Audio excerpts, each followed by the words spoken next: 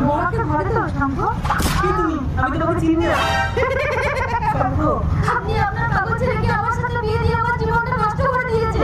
একমাত্র তুমিই পারবে আমার শঙ্খকে ভালো করে তুলতে। আমার ভিখারি বাবা সব কিছু বিক্রি করে আমাকে বিয়ে দিয়েছে। আমার ফিরে যাওয়ার পথ নেই। আমি দিন রাত এক করে ওকে সুস্থ করে তুলবো। বৌমা, তুমি শঙ্খকে নিয়ে 6 মাসের জন্য কোথাও বেড়াতে যাও। 6 মাস পর আমি এখন সম্পূর্ণ সুস্থ।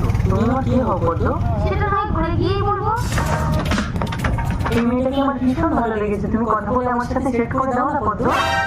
ওই মেয়েটা কি করবে শঙ্খ? তুমি কি চাইছো আমাকে বলো না, আমি তোমাকে দেবো। তার মানে তুমি আমাকে পাওয়ার জন্য আমার সেবা করছো? শঙ্খ, আমি যে কোনো ভাবে ওকে তোমার কাছে এনে দিচ্ছি। শুনুন।